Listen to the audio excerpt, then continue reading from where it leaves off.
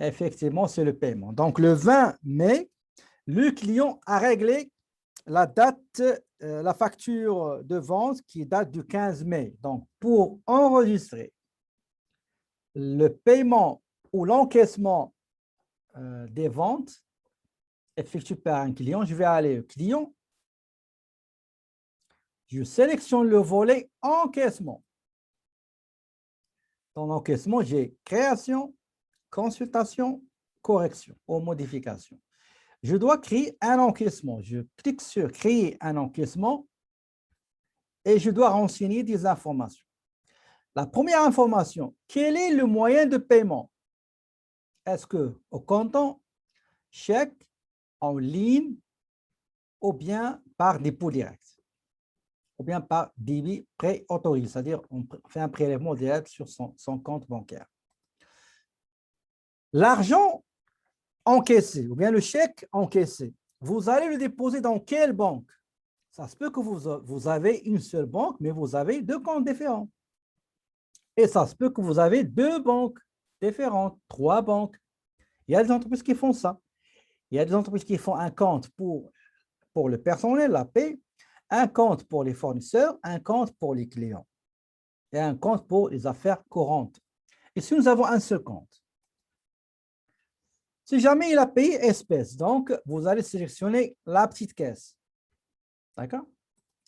Et je dois renseigner le numéro de chèque de paiement. Donc, le numéro de chèque de paiement, c'est 99.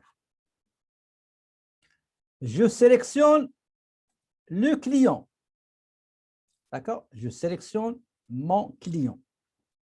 Je sélectionne la date du paiement ou de l'encaissement, c'est le 20. Regardez, une fois vous sélectionnez le client, il va vous lister toutes les factures non encore réglées. Lever sa main. Ok, je vous donne la parole tout de suite, ce ne sera pas long. Et si vous avez une fois, regardez, je vais recommencer parce que je voulais vous montrer une chose intéressante. Attendez. L'encaissement, qu'est-ce qu'on fait?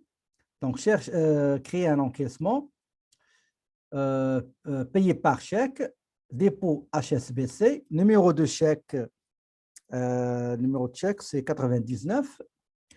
Je sélectionne, regardez, une fois que vous allez sélectionner votre client, il va vous donner la liste des factures non encore réglées. Regardez si j'ai mis, par exemple, mai, j'ai mis le 27 mai. Qu'est-ce que vous avez remarqué? Qu'est-ce que vous avez remarqué quand j'ai mis le 27 mai? Pas de remise. Exactement. Pas de remise. Effectivement, pas de remise. On a quelqu'un qui a levé sa main. Attendez. Donc, regardez, au départ, il m'a donné 250 $ comme remise. Si règle, si j'ai mis le premier là, regardez, 252. Ça veut dire que le client, il a réglé durant les 10 jours qui suivent la date de la facturation. Si je mets, par exemple, 23, vous voyez, la date, c'était le 15, c'est correct. Si je mets 25, il est gardé, mais si je mets 26, il va disparaître. D'accord? Donc, la remise ne sera pas applicable. Alors que ici, selon les données, il a réglé la facture le 20 mai. Donc, maintenant, quel est le montant que je dois mettre ici?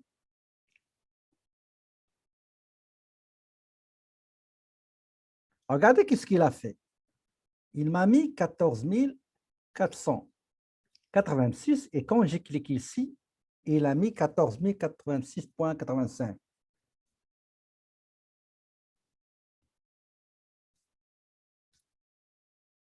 Normalement, est-ce que c'est correct ou c'est pas correct?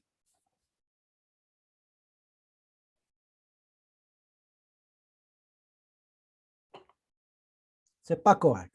Exactement. Donc, qu'est-ce qu'il faut faire? Regardez, il ne faut pas Et il ne faut pas toucher cette partie-là. Qu'est-ce qu'il faut faire? Regardez, si je clique,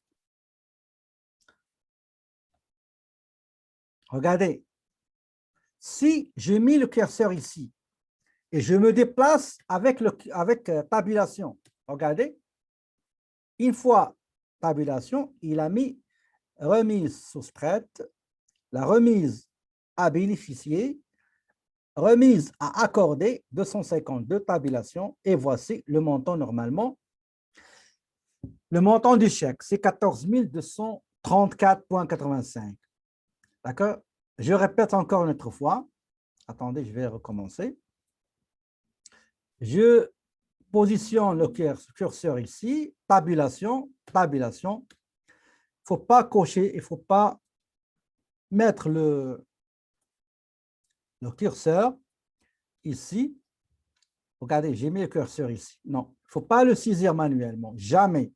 Juste le curseur doit se positionner ici. Vous bougez, vous vous déplacez avec tabulation et le tour est joué. D'accord?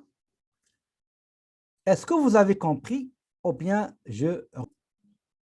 Donc, une fois, je peux voir, je peux visualiser l'encaissement. Regardez, je clique sur la loupe ici et j'ai le... Ça, il y a deux copies. Regardez, vous avez ici 14 234, c'est en euros. Je vais vous montrer comment modifier la devise. J'ai une copie pour le client, une copie à garder dans mes dossiers. D'accord? Pour voir l'écriture au journal, ça veut dire je débite, l'encaisse et je crédite le client. Je clique sur rapport, afficher détail de transaction d'encaissement. Et voilà. Donc, j'ai le compte bancaire, j'ai le compte l'escompte et le compte client. Si tout est OK, j'ai aucune anomalie à soulever, ben je valide pas en cliquant sur traiter. Et voilà. D'accord? OK.